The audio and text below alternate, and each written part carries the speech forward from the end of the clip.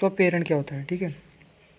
तो स्वप्रेरण क्या है ना कि हम कुछ ऐसी युक्ति ले रहे हैं जो कि खुद से ही चुंबकीय क्षेत्र उत्पन्न कर रहा है, जैसे कि फ्लक्स, चुंबकीय फ्लक्स का निर्माण हो रहा है, और चुंबकीय फ्लक्स खुद ही के चुंबकीय फ्लक्स से जो अपनी परिपथ है उनके किसी भी दो सिरों के बीच में जो है प्रेरित विद्युत वाहक बल भी उत्पन्न कर रहा है। तो वो कौन सी है, तो ये जो युक्ति होती है। अब इसमें हम, अगर आप इसमें डिस्ट धारा या फिर डायरेक्ट करंट लोगे तो सिर्फ इसमें नियत एक तरफ से, मतलब एक तरफ से कह सकते हैं नियत जो है विद्युत क्षेत्र उत्पन्न होगा, क्योंकि नियत धारा बहेगी, धारा परिवर्तित नहीं होगी। अब इसमें क्या है, वोल्टेज, इसमें धारा परिवर्तित होती रहती है, कभी कभी ये धारा इधर से जा रही है तो कभी धारा इधर से जा रही है, तो वोल्टेज इसका परिवर्ती है, ठीक है।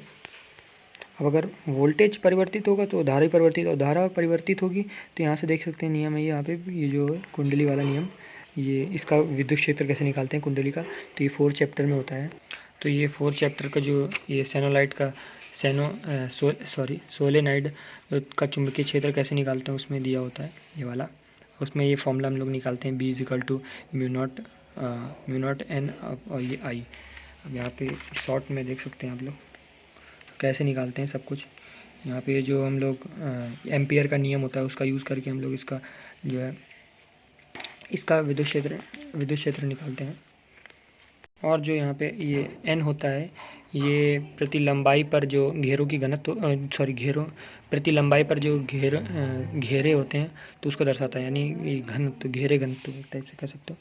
यहाँ पे देख सकते हो n जो है लूप घनत्व, या फिर घेरे घनत्व, लूप घनत्व एक ही बात है। प्रति अंकांक लंबाई में लूपों की घेरों की संख्या n, ये यहाँ पे देखो लिखा हुआ, और ये फॉर्मूला वगैरह, और यहाँ पे जो निकाला कैसे है उसके बारे में। तो अब हमारे पास फॉर्मूला आ चुका है वो वाला, तो उसमें हमने ये जब डाला तो हमारे पास आई जो था वो वेरिएबल था, तो वेरिएबल तो बी भी वेरिएबल होगा। उसके बाद प्रत्येक घेरे में गुजरने वाला फ्लक्स, मतलब अब देखो सबकी धारा अलग अलग होगी, ठीक है। तो पहले मान लो, मतलब अलग अलग होगी ये हमें नहीं पता, मतलब अलग अलग एक समय के लिए होगी, ठीक है। तो पहले हम एक किसी घेरे का जो है फ्लक्स निकाल लेते हैं, तो उसके द्वारा जो क्षेत्रफल सदिश होगा और उसमें जो बी होगा जो उसका विद्युत क्षेत्र, उससे उसकी मल्टीप्लाई करा देंगे डॉट प्रोडक्ट में, तो निकल आएगा, ठीक है।